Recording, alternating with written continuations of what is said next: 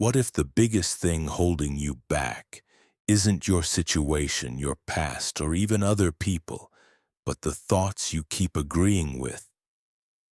Not the thoughts themselves, but the ones you feed. Because here's the truth most people never realize. You don't control what thoughts appear in your mind, but you absolutely control which ones you give power to. And the ones you feed don't stay small.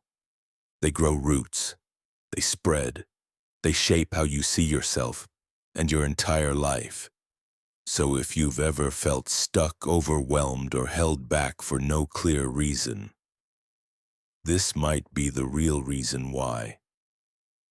Every single day your mind produces thousands of thoughts. Some are useful, some are random, some don't matter at all, and some quietly work against you. They don't come in with warning signs. They don't say, "Hey, I'm about to limit your potential." They show up as normal thoughts. "I don't feel like it today. This probably won't work. I'm not ready yet. What if I fail?" And because they sound reasonable, you believe them. You don't question them. You don't challenge them. You identify with them. But here's the truth. Not every thought you think is true. In fact, many of them are just old patterns, recycled ideas your brain has practiced so many times they feel automatic. And if you're not aware of them, they will quietly run your life in the background. Feeding negative thoughts is a habit, a subtle one, an invisible one, but one of the most powerful habits you can have. Because it doesn't just affect how you think, it affects how you feel, how you act, what you go after, and what you avoid. It starts small, a single thought, then you replay it, you analyze it, you build stories around it, you imagine outcomes based on it, and before you know it, that one thought has turned into a belief, and beliefs shape behavior. Here's how the cycle works. A negative thought appears. You focus on it. That focus creates a feeling. That feeling influences your actions. Your actions produce results. And those results reinforce the original thought. For example, you think, "I'm not confident," so you hesitate. Because you hesitate, you don't perform at your best. Then your brain says, "See? That's proof." And now the belief gets stronger. But it didn't start as truth. It started as a thought that you fed. Your brain is wired for survival, not success. It's constantly scanning for problems, risks, and potential threats. And negative thinking is part of that system. It's trying to protect you. If it expects the worst, it thinks it can prepare you. If it doubts you, it thinks it's keeping you from embarrassment. If it criticizes you, it thinks it's helping you improve. But in modern life, this system often backfires because most of the threats you experience aren't life or death.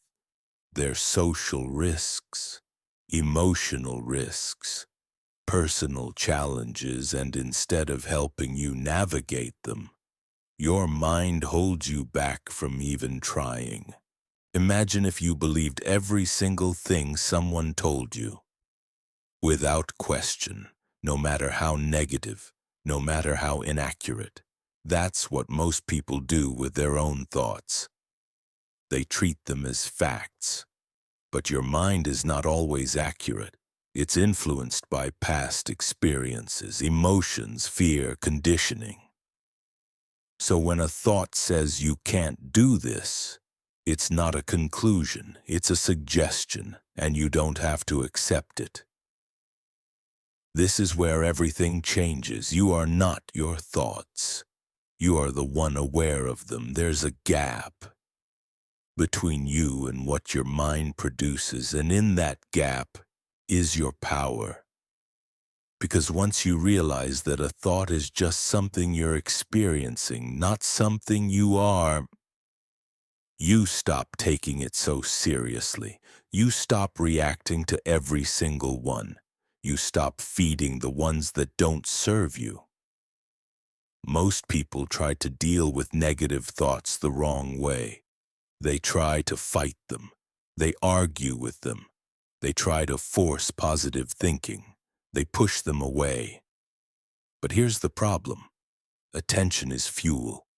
Even when you're fighting a thought, you're still focusing on it, which means you're still feeding it. That's why it keeps coming back.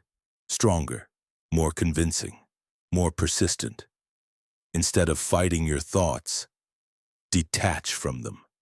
Let them exist without reacting. Notice them without following them. It's like watching clouds pass through the sky. Some are dark, some are heavy, but you don't chase them. You don't try to control them. You just let them pass. And eventually, they do. Because thoughts by nature are temporary. They only stick around when you hold on to them. At first, this will feel difficult because your brain is used to engaging. It's used to analyzing, reacting, and looping. But every time you choose not to feed a negative thought, you weaken that pattern. And every time you redirect your focus, you strengthen a new one. This is how you rewire your mind, not overnight, but through repetition. When you notice a negative thought, pause. Don't react immediately. Don't believe it instantly. Just observe it. Then bring your attention somewhere else. Your breath, your surroundings, your actions. You don't need to solve the thought. You just need to stop feeding it. Because the less energy you give it, the less power it has. Your attention is one of your most valuable resources. Where you place it determines what grows in your life. If you constantly focus on what's wrong, your mind will find more of it.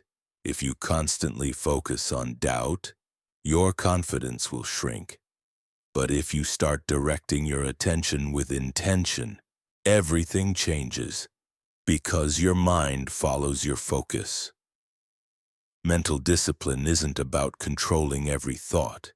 It's about choosing which ones deserve your attention. It's about noticing when your mind drifts into negativity and gently bringing it back. Again and again, this is a skill. And like any skill, it gets stronger with practice. Imagine what your life would look like if you stopped feeding every negative thought, if you stopped assuming the worst, if you stopped believing every doubt that crossed your mind. You would take more action. You would feel more confident. You would stop holding yourself back, not because your thoughts disappeared, but because they stopped controlling you. At the end of the day, well, your thoughts are not the problem. Your relationship with them is. You don't need to eliminate negativity completely. You just need to stop feeding it. Because whatever you give your attention to, you give power to. And whatever you give power to shapes your reality. So the next time a negative thought shows up, pause, observe it, and ask yourself, is this something I want to grow? If the answer is no, let it go. Because your mind will always produce thoughts, but your life will always be shaped by the ones you choose to feed. If this message resonated with you, join the community. Leave a like and subscribe for more videos like this. Your journey of growth is just beginning. And remember, the person you're becoming is built by what you do today.